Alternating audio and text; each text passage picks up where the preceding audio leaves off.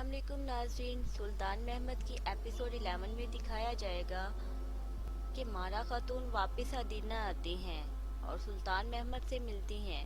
वो कहती हैं कि सुल्तान, मैं आपके लिए एक तोहफा लेकर आई हूँ। जब सुल्तान महमद इसको खोलते हैं तो ये कुस्तुनतुनिया की फसीलों का नक्शा होता है। उधर दूसरी जानब देमतरियुस जब अपने महल पर पहुंचता है तो शहनशाह उस पर बहुत ज़्यादा गुस्सा होते हैं क्योंकि उनकी शादी मारा खातून से रुक जाती है, तो वो उन पर सख्त नाराज़गी जाहिर कर रहे होते हैं। इसके बाद शहनशाह खुद अपने भाई को पानी पिलाते हैं और कहते हैं, खबरदार ऐसी गलती दोबारा न करना वरना मैं तुम्हें खुद कत्ल कर दूंगा। अब जब सुल्तान महमूद को एक बुरी खबर पहुंचेगी तो वो बासंतीनी कमांडर को गिरफ्तार करने की कीमत अदा करेगा। इधर हलीना सुल्तान महमद से कहती है, सुल्तान, आप बहुत पुरअज़म है कुस्तुनतुनिया को फतह करने के लिए। इससे पहले बहुत सी कोशिशें की जा चुकी हैं लेकिन वो नाकाम हुए हैं। सुल्तान महमद कहते हैं, मैंने तो नहीं की लेकिन अल्लाह के हुक्म से मैं कामयाब होऊंगा। फिर हलीना की खादिमा उससे पूछती है कि आप कुस्तुनतुनिया के एक बड़े सरदार की बेटी लगती हैं, आप मुझे बताएं। हलीना कहती है, मैं तुम्हें कुछ नहीं बताऊंगी। हलीना इसे बाहर भेज देती है। मलका खातून सुल्तान महमद से प्यार करती हैं लेकिन खलील पाशा ज़बरदस्ती उसकी शादी इसहाक पाशा से करवाना चाहते थे।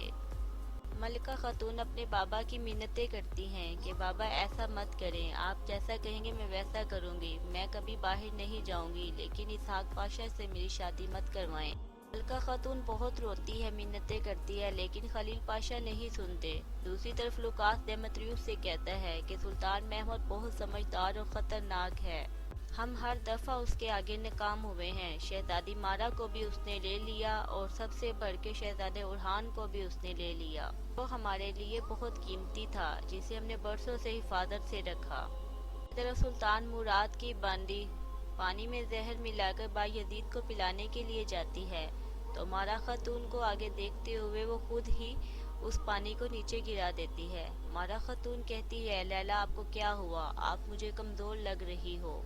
मारा खातून कहती है, क्या तुम बीमार हो? लैला बताती है, नहीं, मैं बिल्कुल ठीक हूँ। मारा खातून कहती है, मैंने कुछ वाक़यात का सुना है लेकिन मुझे वक्त नहीं मिला, अब मैं तुम्हारे साथ बैठ के तफसील से बात करूँगी।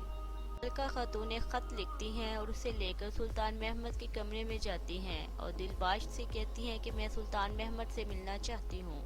दिलबाश कहते हैं कि हमारे सुल्तान अभी मसरूफ़ हैं, आपसे नहीं मिल सकते। मलका खातून वो ख़त दिलबाश को दे देती है और कहती है, आप इसे हमारे सुल्तान तक पहुँचा देना।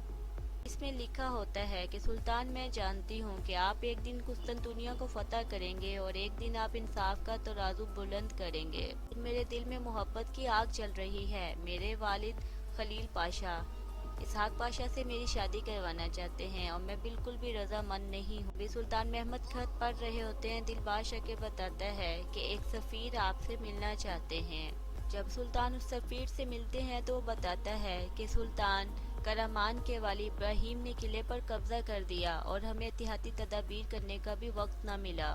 दरअसल ये शहनशाह की सुल्तान महमद के खिलाफ एक चाल थी। जब फसीर यहाँ से चला जाता है तो सुल्तान महमद अपने पाशाओं से कहते हैं, मुझे बताओ अब क्या करना चाहिए।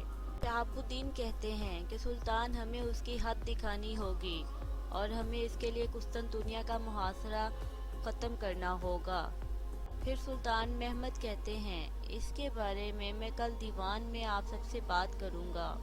सुल्तान महमद हलीना के कमरे में जाते हैं। हलीना कहती है कि आप कुछ परेशान लग रहे हैं। सुल्तान महमद कहते हैं, तुम नुतारस की बेटी हो और उम्मीद है कि तुम अपने बाबा के काफ़ी कामों की गवाह भी होगी। क्या तुम्हारे बाबा से करामान से कोई मिलने आया था? वो बताती है, करामान से नहीं बल्कि और भी बहुत सी जगहों से बाबा से मिलने के लिए लोग आते थे। सुल्तान महमद बताते हैं कि मेरे बाबा सुल्तान मुराद की अमानत किले पर इब्राहिम ने कब्जा कर लिया है। हलीना बताती है कि सुल्तान शहनशाह बहुत ही ज़हीन आदमी है, अगर वो आपको जाल में फंसाना चाहेगा तो अपने करीब किसी किले पर कब्जा करेगा। और हलीना और सुल्तान महमद की आपस की सारी बातें वो जासूस औरत सुन लेती है। दूसरी जानिब अगले दिन दीवान का मंजर दिखाया जाता है। खलील पाशा कहते हैं, सुल्तान, हमें दुनिया को दिखाना पड़ेगा कि हम अपनी सल्तनत का 1 इंच भी काफरों को नहीं देंगे।